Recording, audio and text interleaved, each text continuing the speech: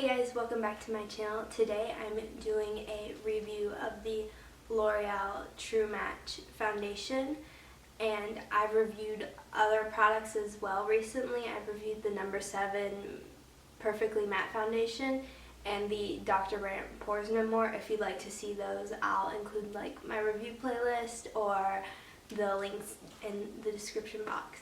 So I'm sure you're curious on my thoughts on this foundation, so without further ado, let's just get into this video. So right off the bat, I just want to say that I think this is the first time in history that I've actually purchased the correct shade. I know, hold for applause. I know, I'm proud as well, but you know, knock on invisible wood for that, because who knows? I never really figured out until months later if it actually is my shade. But anyways, so I haven't had a drugstore foundation in a couple months. Like, I was always using my Urban Decay All Nighter foundation and my Clinique Beyond Perfecting after I used up my Maybelline Matte and Poreless. So I hadn't used drugstore foundations in a good bit. So when I purchased this, I was curious because I'd never tried it before. I know it's like a classic and it's an old product that people used to use like back in 2013, and that's when I really remember seeing it pop up. But I decided to try it because I was curious and I knew that I needed to purchase some new foundations. So I picked this one up. Right off the bat, I really don't like the packaging. It's glass, which is good, you know, for the environment and stuff like that, I know. But like, if this drops, foundation's gonna go everywhere. I just know. So I have to be really careful, and it's not really travel friendly as well, which is a downside because it is like a small, you know, foundation. It's pretty compact, so it would be perfect for traveling, but it's made of glass. Also, I'm not really sure why they chose glass, because my business, the business size kicking in, I'm like, production costs would go down and all that stuff. So I'm, you know, like, why'd they choose glass? But I can't answer that. And I also don't like the fact that there is no pump. I'm really bad when it comes to like portion control with foundations. So pumps are very helpful for me because I can, you know I need one pump or I need two. This one, you just kind of have to wing it, and you're like, 1, 2, boop. Or like, if you tilt it too much, it's gonna go everywhere. So I'm not a really big fan of that.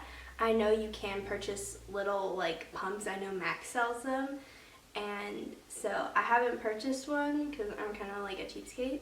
But yeah, and I don't even know if it would fit on this. And the Maybelline Matte and Poreless is the same way as well. So I'm like, why are drugstore foundations, you know, not using pumps like the good classic ones? They don't have pumps. Why is that? But anyways, now onto the positive side, because I do like the foundation. It's a demi matte, which is really nice because, well, I think it's a demi matte anyway.